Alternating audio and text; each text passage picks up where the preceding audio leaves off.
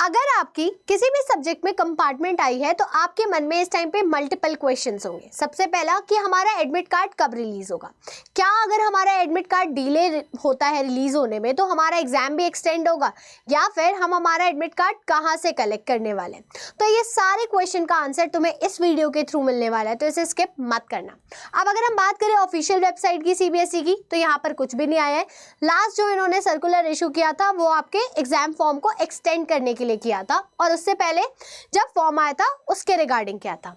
इसके बाद अब अगर हम बात करें किसकी, कि हम हमारा एडमिट कार्ड कहाँ से डाउनलोड करेंगे, अगर हम प्राइवेट कैंडिडेट है या फिर रेगुलर कैंडिडेट है। तो अगर आप प्राइवेट कैंडिडेट हो तो आपका जो एडमिट कार्ड है वो आपको मिलेगा वेबसाइट पे।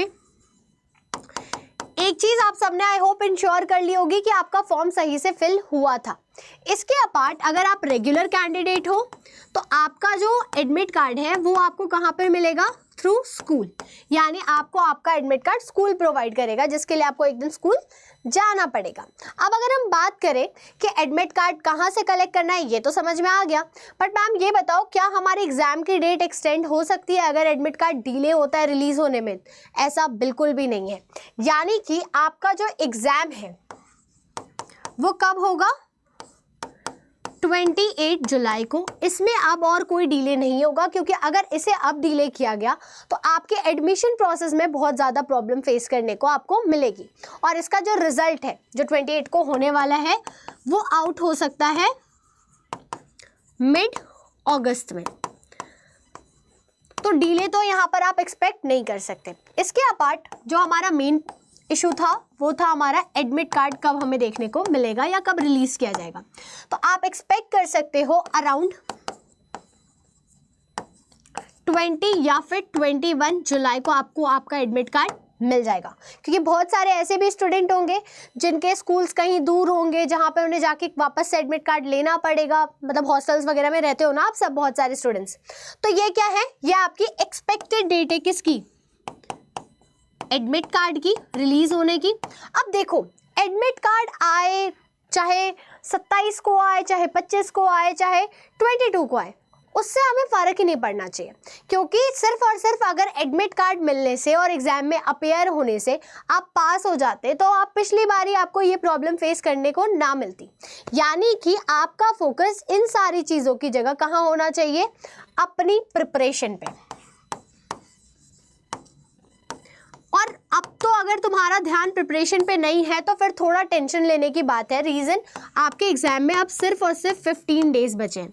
इन 15 डेज में से भी आपको लास्ट के 2 दिन क्या करना होता है, सिर्फ और सिर्फ रिवीजन, और कुछ जो मोस्ट इंपॉर्टेंट क्वेश्चंस कह लो या मोस्ट रिपीटेड जो क्वेश्चन होते हैं उनकी आपको प्रैक्टिस करनी होती है। तो कुल मिला जुला के दिन कितने हैं आपके पास, सिर्फ और सिर्फ 12 से 13 दिन बचे हैं क्वेश्चन प्रैक्टिस के लिए, कॉन्सेप्ट क्लैरिटी के लिए, पीवाईक्यूज प्रैक्टिस करने के लिए। और अभी भी बहुत सारे ऐसे स्टूडेंट होंगे जिन्होंने सोच के रखा होगा कि अरे यार एडमिट कार्ड आने दो तब पढ़ना शुरू करेंगे, अरे एग्जाम डिले हो जाएगा, एडमिट कार्ड लेट आएगा। तो ऐसा कुछ नहीं होने वाला है। तो एग्जाम के लिए पढ़ना स्टार्ट करो, प्रिपेयर करो, नहीं तो तुम्हारे पूरे 1 साल पे क्या होगा, क्वेश्चन क्रिएट होगा। अब इस प्रिपरेशन में ना सिर्फ और सिर्फ 15 डेज है, तो आपको क्या करना है, क्वेश्चंस की प्रैक्टिस करनी है, ठीक है, जिससे आपके कॉन्सेप्ट क्लैरिटी पे आपको ये समझ में आएगा कि सच में मुझे क्वेश्चन समझ में आया भी है या नहीं आया है। उसके अपार्ट आपको पीवाईक्यूज करने पड़ेंगे। डायरेक्ट पीवाईक्यूज लेके बैठ जाओगे तो प्रॉब्लम होगी आपको। क्वेश्चन पीवाईक्यूज आपके पास शॉर्ट नोट्स होने चाहिए, माइंड मैप्स होने चाहिए, जो आपको क्या करेंगे, जो आपको इंस्टेंट रिविजन में हेल्प करने वाले हैं। और ये जो रिवीजन है ना, देखो कहने को तो हम कहते हैं कि आपको क्या करना है, लास्ट के 2 दिन में रिवीजन करना है, पर यहाँ पर आपको पूरे सिलेबस का 2 दिन में रिवीजन करना है। बट जब भी कोई नया चैप्टर स्टार्ट करने वाले होगे तो जो पिछले दिन चैप्टर पढ़ा था यानी इससे पहले, उससे आपको क्या करना पड़ेगा, रिवाइज। नहीं तो जितना आगे बढ़ते जाओगे पीछे का उतना ही जल्दी भूलते जाओगे। तो तुम्हारी ये जो सारी प्रॉब्लम है ना, और मुझे पता है बहुत सारे स्टूडेंट्स ने प्रिपरेशन पहले से स्टार्ट कर दी थी पर फिर भी उनके मन में वो कॉन्फिडेंस नहीं आ रहा। रीजन, क्वेश्चन प्रैक्टिस नहीं किया, या फिर कुछ स्टूडेंट अभी ऐसे हैं जिन्होंने अभी कुछ भी स्टार्ट नहीं किया है। वो तो इससे परेशान है कि किस चीज़ से स्टार्ट करें, किस टॉपिक से स्टार्ट करें ताकि हमारी कंपार्टमेंट क्या हो जाए, इजीली क्लियर हो जाए। तो तुम सबकी प्रॉब्लम का सॉल्यूशन है हमारा कंपार्टमेंट किलर बैच। अब ये जो बैच है ना, इसमें हम आपके 15 डेज को प्रॉपरली क्या करके लेकर आए हैं, डिज़ाइन करके लाए हैं, जिसमें आपसे, जिसकी वजह से आपको क्या होगी, हेल्प मिलेगी आपके एग्जाम में पास होने में आपको। यानी आप आराम से अपने पासिंग मार्क्स को सिक्योर कर सकते हो अगर आपने ऑनेस्टी के साथ जितनी भी चीज़ें आपको बोली जाएंगी, जितने भी क्वेश्चंस प्रैक्टिस कराए जाएंगे, अगर आपने वो सारी चीज़ें कर ली, और साथ ही साथ आपको गाइडेंस भी प्रोवाइड की जाएगी, क्योंकि आपने पिछली बार भी आंसर्स लिखे थे, आप इस बार भी सेम अगर आंसर लिख के आओगे तो रिजल्ट अगर सेम आ जाए तो कोई बहुत बड़ी बात नहीं होगी। तो आपको पता होना चाहिए कि पिछली बार आपने क्या मिस्टेक की थी और कहाँ आपको करेक्शन करने की ज़रूरत है, ताकि आप इजीली क्या हो सको, पास हो सको। अब अगर हम बात करें इस बैच में इनरोल कैसे करना है, तो देखो इस बैच में इनरोल करने के लिए, हालांकि आपको डिस्क्रिप्शन में ही क्या मिल जाएगा, बैच का लिंक मिल जाएगा as per your subject, but हम दिखा देते हैं कि कैसे ऐप से आप डाउन वो कर सकते हो।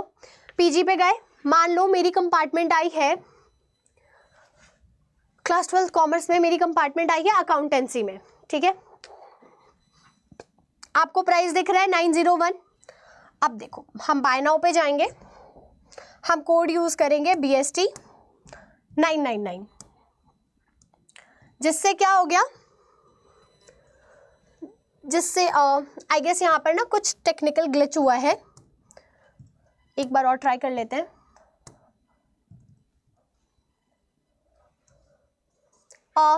एक सेकेंड, हाँ देखो मैं तुम्हें बता देती हूँ, ये अभी ठीक हो जाएगा, वो कभी कभी ग्लिचेस हो जाते हैं।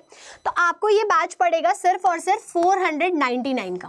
कब तक? सिर्फ और सिर्फ 24 आवर्स के लिए। उसके बाद इस बैच की प्राइस अराउंड 700 या 600 हो जाएगी। तो सिर्फ और सिर्फ 24 आवर्स के लिए क्या है इस बैच की प्राइस,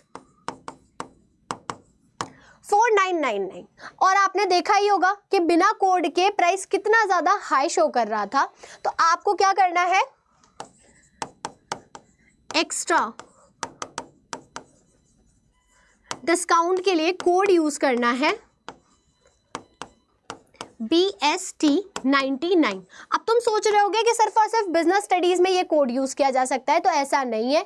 अगर आपकी अकाउंटेंसी में, आपकी इकोनॉमिक्स में, आपकी मैथ्स में या फिर फिजिक्स केमिस्ट्री के स्टूडेंट हो, आप देख रहे हो, तो आपके लिए भी क्या है, सिमिलर कोड वैलिड है। यानी आपको BST 99 यूज करके आपको प्राइस कितना पड़ेगा, सिर्फ और सिर्फ 499। और ये जो प्राइसिंग है ना, ये सिर्फ और सिर्फ लिमिटेड टाइम के लिए, यानी कि 24 आवर्स के लिए। तो जितना जल्दी इनरोल करोगे उतना ज़्यादा तुम्हारे लिए क्या होने वाला है, बेनिफिशियल होने वाला है। डिस्क्रिप्शन में तुम्हें हर एक बैच का लिंक दिया है, एनरोल करो और अपने ये जो कंपार्टमेंट का तुम पे टैग लगा है ना इस टाइम पे कि यार इसकी तो कंपार्टमेंट आई है, उस टैग को रिमूव करने के लिए सच में एफर्ट डालो, नहीं तो पूरा साल तुम्हारा क्या होगा, तुम्हें एक गिल्ट वाली फीलिंग देगा, हमेशा रिग्रेट में रह जाओगे कि काश मैंने एफर्ट्स डाल दिए होते। तो आपको समझ में आ गया होगा आई होप कि कैसे इनरोल करना है। डिस्क्रिप्शन में लिंक है, कोड BST 99 यूज कर लेना ताकि मैक्सिमम डिस्काउंट आपको मिल सके। मैं लिख भी देती हूँ यहाँ पे, for maximum discount use what, use code BST 99। मिलते हैं नेक्स्ट सेशन में, टिल देन कीप लर्निंग।